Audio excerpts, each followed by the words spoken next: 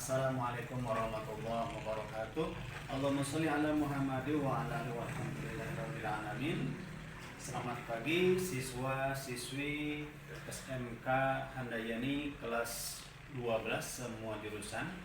Pada pagi hari yang berbagi ini Bapak akan menjelaskan yang berkenaan dengan materi kita, yaitu Al-Hadarah Al-Islamiyah atau peradaban Islam. Pada minggu yang kemarin Bapak sudah memberikan materi yang berkenaan dengan Al-Hadarah Al-Islamiyah, baik yang berkenaan dengan Al-Mufradat wal-Ibarat, Al-Qira'ah, Al-Hiwar, dan At-Tarkib. Dan pada pagi hari ini Bapak akan menjelaskan yang berkenaan dengan Al-Qira'ah, Al-Hiwar, dan At-Tarkib. Baiklah siswa-siswiku, sebelum kita memulai pembelajaran pada pagi hari ini, alangkah baiknya pembelajaran kita sama-sama membaca surat Al-Fatihah. Mudah-mudahan pembelajaran kita pada pagi yang berbagi ini diberikan kelancaran, kemudahan, keberkahan, dan diridhoi oleh Allah Subhanahu wa taala. Ala hadiniyah wa ala kulli niyatin shalihah. Al-Fatihah.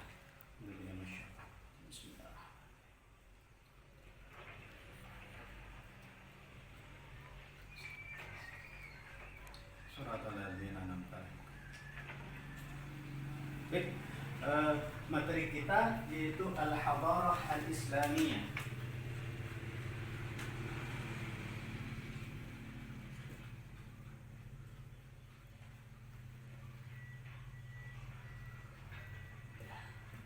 Al-Hadaratu Al-Islamiyah itu artinya peradaban Islam.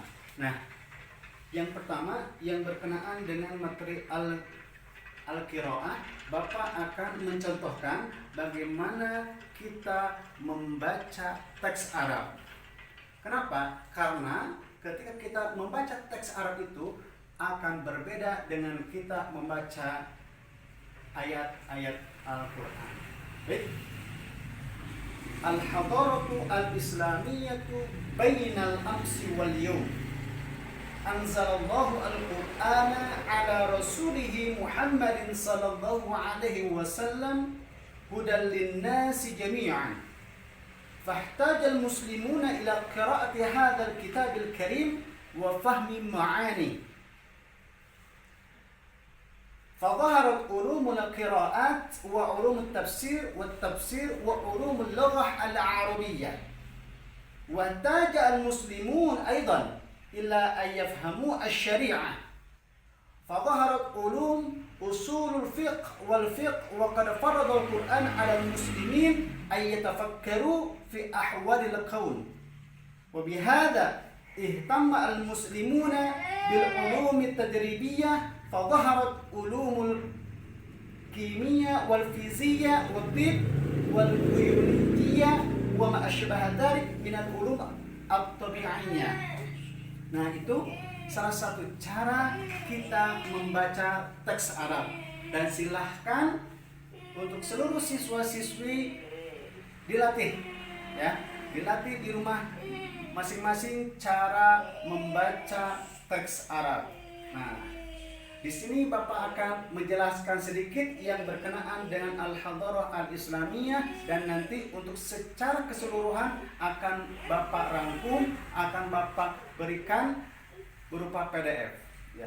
Al-Hadarah Al-Islamiyah bainal amsi wal yawm, peradaban manusia masa lalu dan sekarang.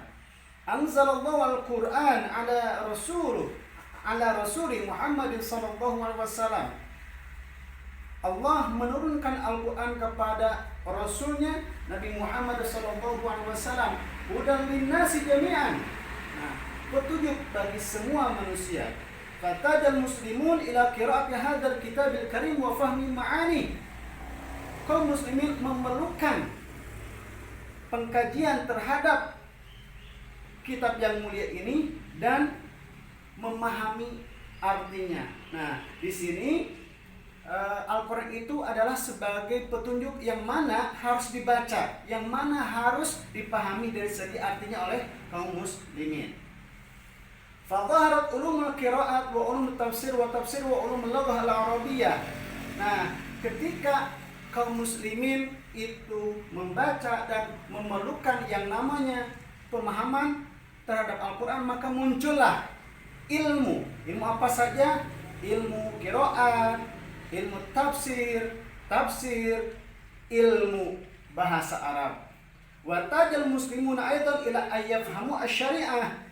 Dan kaum muslimin juga memerlukan pemahaman terhadap syariah. Fadhaharat ulumu usulul fiqh wal fiqh wa qad farada al-Qur'an 'ala al-muslimin ay yatafakkaru fi ahwalil kaun. Maka muncullah ilmu usulul fiqh, ilmu fikih, dan Allah Subhanahu wa taala mewajibkan kepada kaum muslimin untuk memikirkan yang berkenaan dengan keadaan alam. Wa bihadza ihtamul muslimun bil ulum at-tajribiyah. Fadhaharat ulumul kimia wal fiziya wat tib wal biologia wa ma asbaha dzalik min al-ulum at-tabi'ah. Nah, ketika kaum muslimin berpikir atau ingin memahami keadaan alam, maka muncullah ilmu-ilmu yang berkenaan dengan dengan eksperimen yang berupa ilmu kimia, fisika, kedokteran, biologi, dan lain sebagainya. Nah, ini salah satu contoh cara mengartikan teks Arab Al-Hadarah Al-Islamiyah bainal amsi wal yawm. Mudah-mudahan seluruh siswa-siswi itu bisa memahaminya. Sekian, dan akan berlanjut ke materi selanjutnya, yaitu al-hiwar.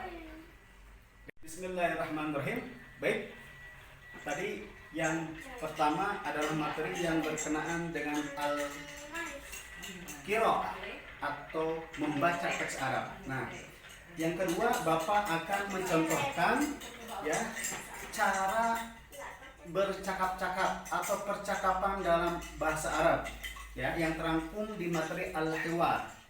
Baik, perhatikan cara bacanya. Siap? Al-mudarris, nahnu al-an natahaddath 'an al-hadarah al-islamiyah. Hal indakum kitab tarikh al-hadarah al-islamiyah? Na'am, indana kitab tarikh al-hadarah al-islamiyah. ماذا وجدت في هذا الكتاب يا حسن الدين؟ وجدت كيف كان اهتمام المسلمين الأولين بالعلوم. يا إلياس، اشرح لنا ماذا تقرأ في هذا الكتاب. يتحدث هذا الكتاب عن علماء الإسلام في مجال العلوم التجريبية مثل الكيمياء والفيزياء والطب.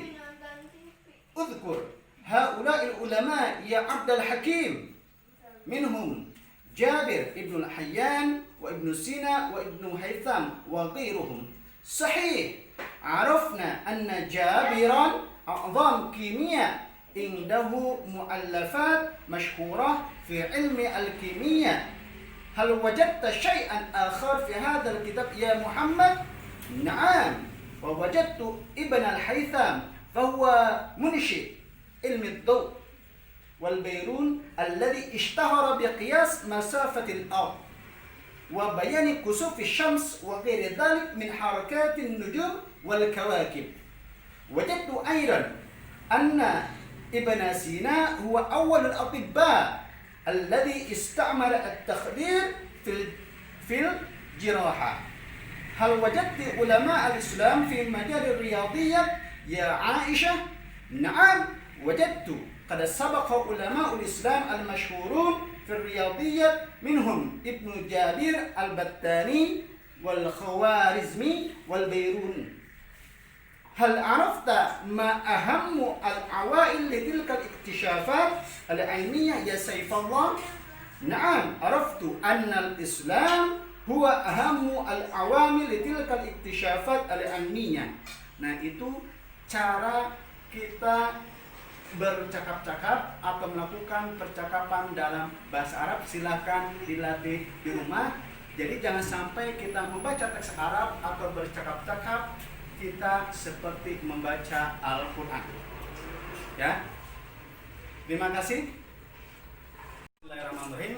Baik, untuk materi yang terakhir adalah yang berkenaan dengan at-tarkib, struktur bahasa atau tata bahasa. Nah, di sini Bapak akan menjelaskan yang berkenaan dengan al-fi'lu al-mudhari'u al-marfu' wal mansub.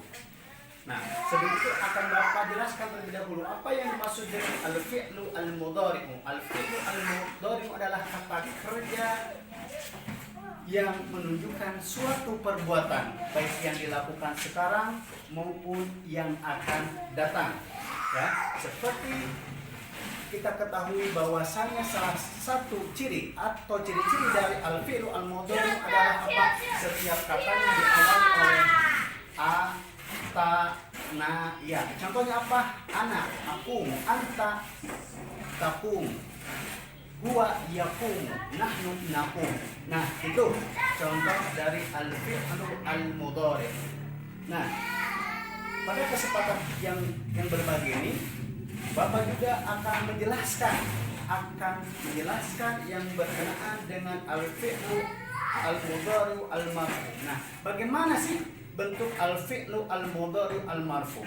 Nah, silakan lihat di ringkasan. Ada salah satu contohnya yaitu Ya'mal Ibnu Hayyan Soiladaniyah. Ya, Ibnu Hayyan bekerja sebagai apoteker. Nah, di sini al-fi'lu al-mudhari'unya yang mana? Yaitu ya'malu. Ya. Ya'malu adalah al-fi'lu al-mudhari'u al-marfu'. Nah, al-marfu' itu adalah berharokatkan dhamma. Ya, itu. Oke. Ya. Sekali lagi bahwasanya al-fi'lu al-mudhari'u al-marfu' itu contohnya adalah kata mudhari' atau fi'il mudhari' yang untuk katanya diakhiri oleh harokat dhamma. Itu yang dimaksud dengan al-fi'lu al-mudhari'u al-marfu'. Nah, yang kedua adalah al-fi'lu al-mudhari'u al-mansub.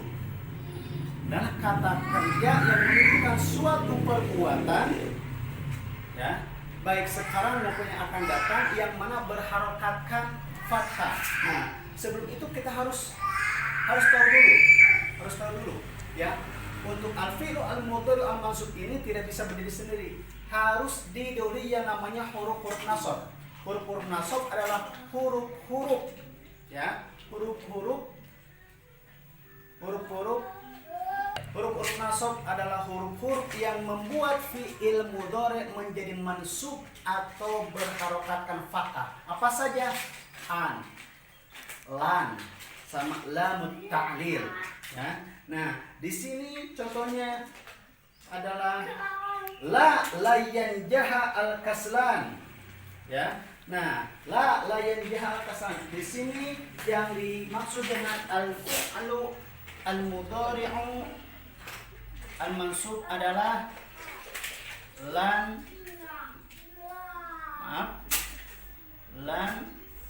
yanjah. Ya. La yanjah. Nah, jadi ketika ada al-fi'lu al-mudhari' al-mansub, nah, untuk fi'il mudhari'nya harus berharokatkan fathah dan tidak bisa berdiri sendiri. Nah, harus didahului yang namanya huruf nasab. Nah, huruf nasabnya adalah lan. Nah, al-fi'lu al-mudhari'u al-mansubnya adalah yanjah. Jadi tidak bisa lan yang jauh, tapi harus menjadi lan yang jaha. Tuh. Nah, baik.